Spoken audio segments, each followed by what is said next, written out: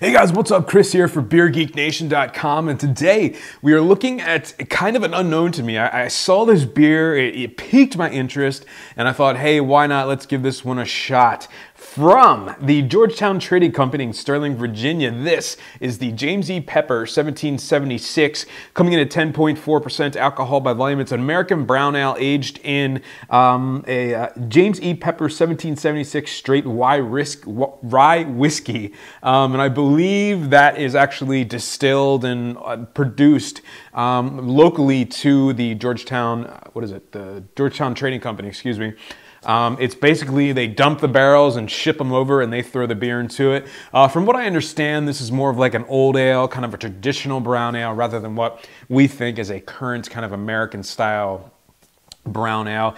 You know, I love a really good old ale. I love rye whiskey. I love, you know, bourbon barrel aged, whiskey aged beers. And the fact that they are just, you know, basically in cahoots more or less with this distillery and they're getting these barrels super fresh, I just absolutely had to try this one. So yeah, let me get into a glass. Excited about this one. Let me know how it smells, tastes, and give me the final verdict on the James E. Pepper 1776.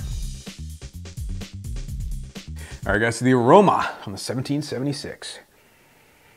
Wow, there is a lot of whiskey in this one. Toasted coconut, leather, pipe tobacco, lots of sweet caramel notes, toffee, a slight kind of fig note to it, some dark fruits, a little bit of roastiness, just a huge barrel-aged beer. All right guys, so the taste on 1776. Cheers.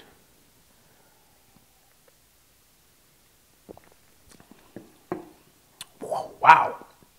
Wow, yeah, lots of barrel. Those were super, super fresh barrels, obviously. Very wet barrels too. Lots of whiskey in this one. Right at the front of the tongue, you get a kind of a big kind of caramelly toffee sweetness. Middle of the mouth, toasted coconut. Lots of vanilla. Lots of oakiness.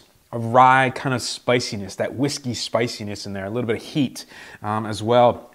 More of that caramel, more of that toffee, more of the big kind of a subtle kind of nutty roastiness, just coating the mouth with big, big flavors, a little bit of sweetness, that residual kind of vanilla toasted coconut from the barrel lingering in there. In the aftertaste, a little bit of sweetness again, more vanilla, more toasted coconut, lots of an oaky, kind of an old oak type of flavor, subtle dark fruit, a little bit of again a toasted kind of a nuttiness in there as well. A lot of whiskey flavor coming out of this one. A lot, definitely more of an old ale. It's definitely got that big kind of dark fruit component, more so than, again, like a brown ale, how we think of it, but an awesome, awesome beer.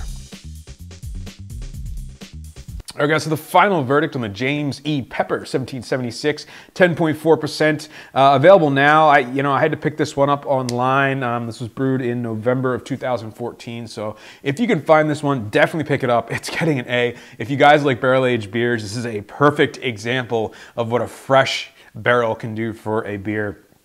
Tons and tons of whiskey. These barrels are basically being produced for the whiskey, and then they go right into the brewery for this particular beer. The base beer itself seems like it's really solid. Lots of dark fruits, big, big maltiness just coats the mouth, and then that barrel just really kicks in. Toasted coconut, vanilla, just adding all these levels of complexity to this beer. It's fantastic stuff. Really, really solid stuff. Glad I tried this one. Getting an A from me. Remember, folks, life's too short. Drink amazing beers, and please like, comment, and what do you got to do? Subscribe. Come on. All right. Cheers.